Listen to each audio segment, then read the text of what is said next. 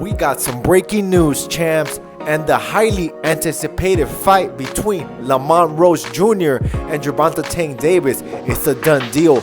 It's finished. Now they are gonna be fighting on December 14th. Now, I was just playing about that. Nobody really asked for this fight, but this time it's not really on GERVONTATANKDAVIS or his team, because everybody really believed that Tank Davis was maneuvering around boxers that he did not want to fight, similar to how Canelo Alvarez is doing. We all know GERVONTATANKDAVIS and Vasily Lomachenko were supposed to fight on that day, December 14th. They were already in deep negotiations, but for some strange reason, Vasily Lomachenko pulled out of the negotiations. And if they were already negotiating, why did he pull out?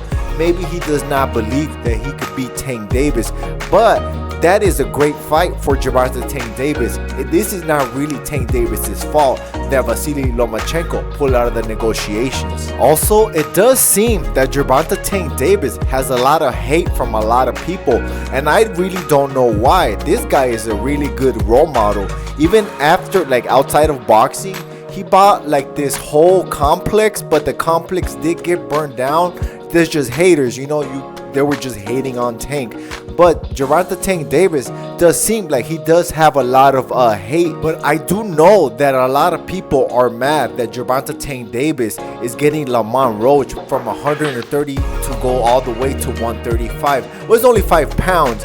But I mean, Lamont Roach is a champion and he only has one loss, which they both fought the same guy in Jose Luis Garcia, I believe that's his name. And I also did hear some of these content creators say that how come Tank Davis did not send a contract to Shakur Stevenson?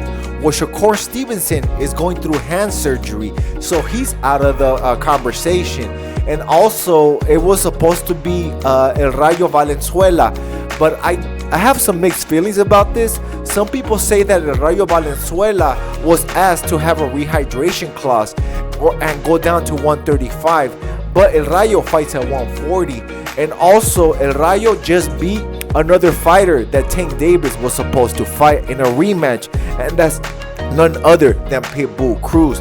But El Rayo schooled Pitbull Cruz, and that kind of put water on the fire of that fight. But a lot of people did believe that El Rayo was gonna fight Tank Davis, and everybody believed maybe a few weeks ago that this fight was gonna be at a catch weight, either at 137 and at 138.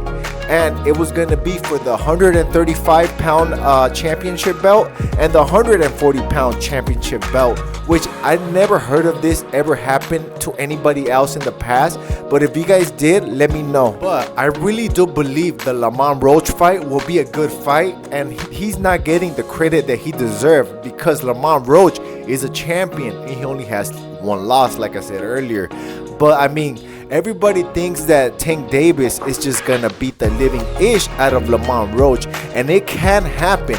But I mean, we gotta give some credit to Lamont Roach. He's a champion for a reason. And I know nobody really asked for this fight, especially when Lamont Roach is moving up in weight. And I just hope there's no rehydration clause on this, which it does not make any sense, because he's the one moving up in weight.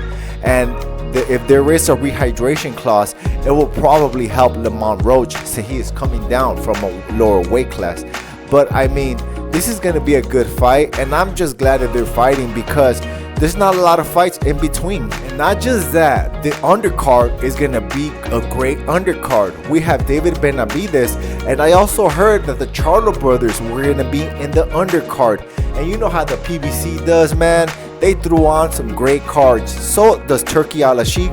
You know what? They all do, man. They all got their moments. And I just think it's kind of funny. There are some content creators that just love the PBC. And if the PBC doesn't do it, nobody does it right. Nobody does it correct. And the PBC can never go wrong. And they always make all the right moves. I think that is hilarious as hell, man. But don't you guys ever forget this, guys. I ain't the biggest, I'm the baddest.